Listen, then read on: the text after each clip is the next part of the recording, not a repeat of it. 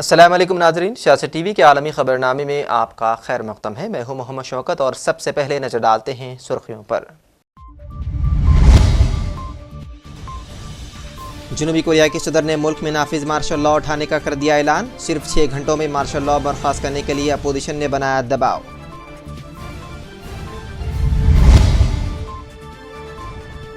ملک سے غداری کا الزام، جنوبی کوریا کے صدر کے خلاف مواخذے کی تحریک جمع کرا دی گئی۔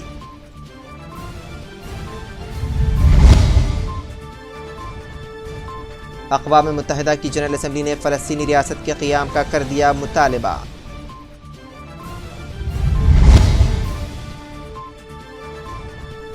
ٹرمپ نے اپنے خلاف ہش منی کیس خارج کرنے کی دی درخواست۔ انتخابات میں کامیابی کو بنیاد بناتے ہوئے ٹرمپ نے نیو یارک کے ریاستی جج سے کی اپیل۔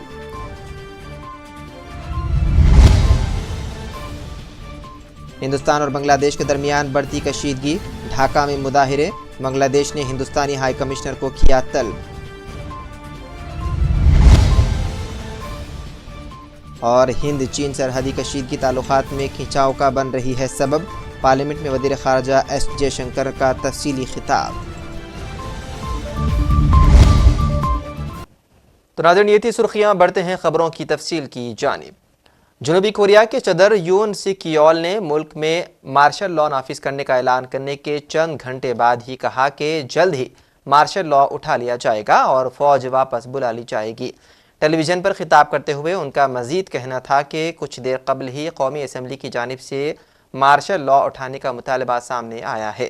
صدر یون سک یول نے کہا کہ اس مطالبے کے بعد ہم نے مارشل لاء آپریشنز کے لیے تعینات کی گئی فوج واپس بلانے کا فیصلہ کیا ہے۔ انہوں نے بتایا ہے کہ ہم قومی اسمبلی کے مطالبے کو تسلیم کرتے ہیں اور کابینہ کے اجلاس کے ذریعے مارشل لاء لگانے کا فیصلہ واپس لے لیا جائے گا۔ واضح ہے کہ اس سے قبل جنوبی کوریا کے صدر یون سک یول نے منگل کو ملک میں ہنگامی مارشل لاء نافذ کر دیا تھا۔ قوم سے ٹیلی ویژن پر براہ راست خطاب کے دوران ان کا کہنا تھا کہ یہ اقدام ملک کو کمیونسٹ فورسز سے بچانے کے لیے کیا ہے۔ جنوبی کوریا کے قانون سازوں نے ناکام مارشل لاء کے بعد صدر یون سک یول کے خلاف مواخذے کی تحریک جمع کرا دی ہے۔ دباؤ کے باعث جنوبی کوریا کے صدر یون سک یول نے آج علیہ صبح ملک میں نافذ مارشل لاء اٹھا لیا، جس کے بعد فوج کے بیرکوں میں واپسی ہو گئی ہے۔ میڈیا رپورٹس میں بتایا گیا ہے کہ فوج نے پارلیمنٹ کو گھیر لیا تھا، جس کے نفاذ کے خلاف پر پارلیمنٹ نے مارشل لاء ووٹ دیا تھا۔ مارشل لاء لگانے کے بعد پارلیمنٹ تیزی سے حرکت میں آئی۔ قومی اسمبلی کے اسپیکر وون شیک نے اعلان کیا ہے کہ یہ قانون غلط ہے اور قانون ساز عوام کے ساتھ جمہوریت کا تحفظ کریں گے۔ اپوزیشن جماعتوں کی جانب سے صدر یون سک یول کے اقدام کی شدید مخالفت کرتے ہوئے کہا گیا ہے کہ صدر کا اقدام ملک سے غداری ہے۔ مارشل لاء فیصلہ واپس لینے کے بعد انہیں عہدے سے استعفیٰ دینا پڑے گا۔ میڈیا رپورٹس کے مطابق جنوبی کوریا کی اپوزیشن جماعتوں نے صدر یون سک یول کے خلاف مواخذے کی تحریک جمع کرا دی ہے۔ 저는 북한 공산 세력의 위협으로부터 자유 대한민국을 수호하고 우리 국민의 자유와 행복을 약탈하고 있는 파렴치한 종북 반국가 세력들을 일거에 척결하고 자유 헌정 질서를 지키기 위해 비상계엄을 선포합니다. 저는 이 비상계엄을 통해 망국의 나락으로 떨어지고 있는 자유 대한민국을 재건하고 지켜낼 것입니다. 이를 위해 저는 지금까지 폐악질을 일삼은 망국의 원흉 반국가 세력을 반드시 척결하겠습니다.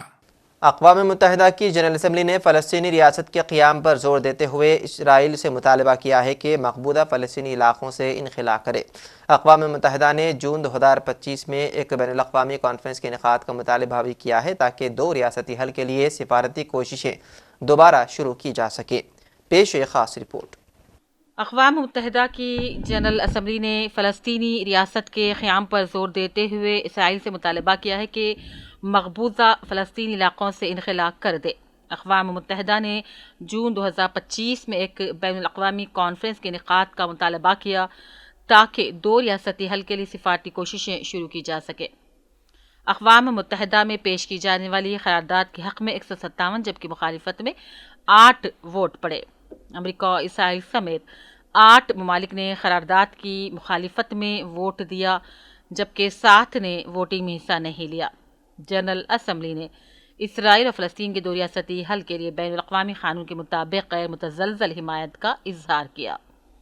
اسمبلی نے کہا دونوں ریاستوں کو سن 1967 سے قبل کی سرحدات کی بنیاد پر تسلیم شدہ سرحدوں کے اندر امن و سلامتی سے رہنا چاہیے۔ جنرل اسمبلی نے دو ریاستی حل کو حقیقت بنانے کی سفارتی کوششوں میں نئی جان پھونکنے کے لیے آئندہ سال جون 2025 میں نیو یارک میں بین الاقوامی اجلاس طلب کیا ہے۔ سعودی عرب اور فرانس اس اعلیٰ سطحی اجلاس کی مشترکہ صدارت کریں گے۔ اقوام متحدہ کی جنرل اسمبلی نے فلسطینی عوام کے بنیادی حقوق خاص طور پر حق خود ارادیت اور ان کی آزاد ریاست کے حق حصول کا بھی مطالبہ کیا۔ اقوام متحدہ سمجھتی ہے کہ مغربی کنارے، مشرق یروشلم اور غزہ پٹی پر اسرائیل نے غیر قانونی قبضہ کر رکھا ہے۔ اسرائیل نے 1967 میں غزہ پٹی پر قبضہ کیا تھا اور 2005 تک وہاں اپنی فوج تعینات کر رکھی تھی۔ فوجی دستوں کے انخلا کے بعد بھی وہاں اسرائیل کو قابض طاقت سمجھا جاتا ہے۔ عالمی عدالت کے انصاف کے حالیہ فیصلوں کی طرف اشارہ کرتے ہوئے جنرل اسمبلی نے اسرائیل سے مطالبہ کیا ہے کہ وہ مقبوضہ فلسطینی علاقے میں اپنی غیر قانونی موجودگی کو جلد ختم کر دے۔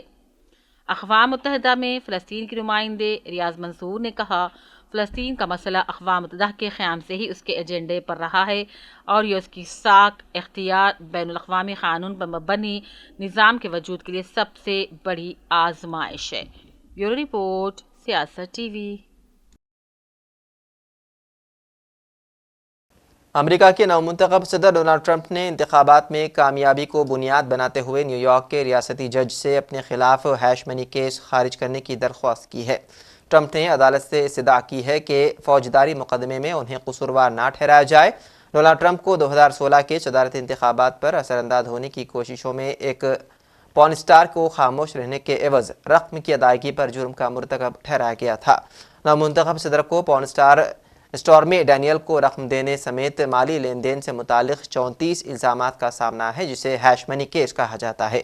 اگرچہ صدارت کے فرائض انجام دینے کی ان کی اہلیت میں رکاوٹ بن سکتی تھی، تاہم 5 نومبر کے انتخابات میں ڈونلڈ ٹرمپ کی جیت نے جیل یا پروبیشن کی صورت میں سزا کے امکان کو سیاسی طور پر اور بھی زیادہ پیچیدہ اور ناقابل عمل بنا دیا ہے۔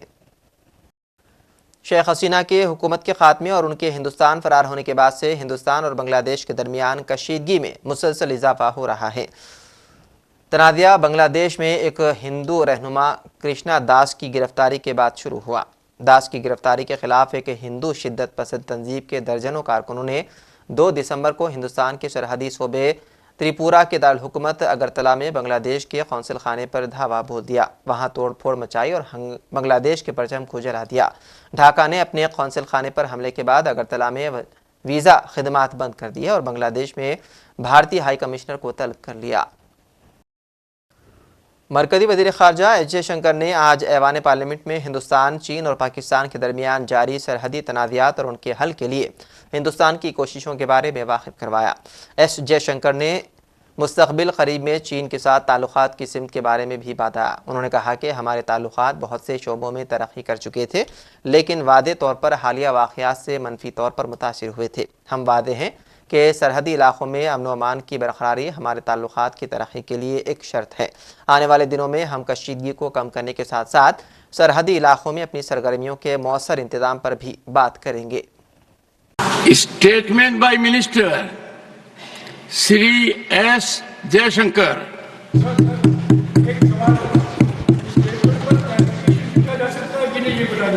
I will ask Jairam Ramesh. He is a very experienced parliamentarian. Honorable Chairman, sir, I rise to apprise the House of some recent developments in the India-China border areas and their implications for our overall bilateral relations. The House is aware that our ties have been abnormal since 2020, when peace and tranquility in the border areas were disturbed as a result of Chinese actions. Recent developments that reflect our continuous diplomatic engagement since then have set our ties in the direction of some improvement. The House, sir, is cognizant of the fact that China is in illegal occupation of 38,000 square kilometers of Indian territory in Aksai Chin as a result of the 1962 conflict and the events that preceded it. Furthermore, Pakistan illegally ceded 5,180 square kilometers of Indian territory to China, which has been under its occupation since 1948. India and China have held talks for multiple decades to resolve the boundary issue. While there is a line of actual control, LAC, it does not have a common understanding in some areas. We remain committed to engaging with China through bilateral discussions to arrive at a fair, reasonable, and mutually acceptable framework for boundary settlement. Honorable members would recall that the amassing of a large number of troops by China along the line of actual control, LAC, in eastern Ladakh in April-May 2020 resulted in face-offs with our forces at a number of points. The situation also led to a disruption of patrolling activities. It is to the credit of our armed forces that despite logistical challenges and the then prevailing COVID situation, they were able to counter-deploy rapidly and effectively. The House, sir, is well aware of the circumstances leading to the violent clashes in Galwan Valley in June 2020. In the months thereafter, we were addressing a situation that had seen not only fatalities for the first time in 45 years, but also a turn of events serious enough for heavy weaponry to be deployed in close proximity to the LAC. While a determined counter-deployment of adequate capability was the government's immediate response, there was also the imperative of a diplomatic effort to diffuse these heightened tensions and to restore peace and tranquility. Sir, the contemporary phase of our ties with China dates back to 1988, when there was a clear understanding that the Sino-Indian boundary question will be settled through peaceful and friendly consultations. In 1991, the two sides agreed to maintain peace and tranquility in the areas along the LAC, pending a final settlement of the boundary question. Thereafter, in 1993, an agreement was reached on the maintenance of peace and tranquility along the LAC. Subsequently, in 1996, India and China agreed on confidence-building measures in the military field. In 2003, we finalized a declaration on the principles of our relations and comprehensive cooperation, which included the appointment of special representatives. In 2005, a protocol was formulated on the modalities for implementations of CBMs in the military field along the LAC. At the same time, the political parameters and guiding principles for the settlement of boundary question was also agreed upon. In 2012, a working mechanism for consultation and coordination called WMCC was established. A year later, we reached an understanding on border defense cooperation as well. Honorable Chairman, sir, the purpose of my recalling these agreements is to underline the elaborate nature of our shared efforts to ensure peace and tranquility in the border areas, and to emphasize the seriousness of what its unprecedented disruption in 2020 implied for our overall relationship. اور آخر میں سرخیوں پر ایک اور نظر. جنوبی Korea کے صدر نے ملک میں نافذ مارشل لا اٹھانے کا کر دیا اعلان. صرف 6 گھنٹوں میں مارشل لا برخاست کرنے کے لیے اپوزیشن نے بنایا دباؤ.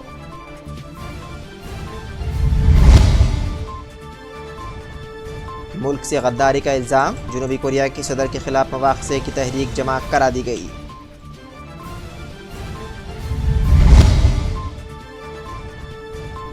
اقوام متحدہ کی جنرل اسمبلی نے فلسطینی ریاست کے قیام کا کر دیا مطالبہ.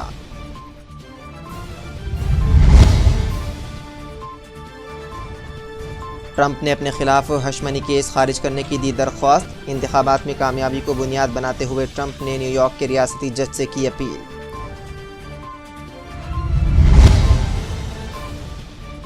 ہندوستان اور بنگلہ دیش کے درمیان بڑھتی کشیدگی.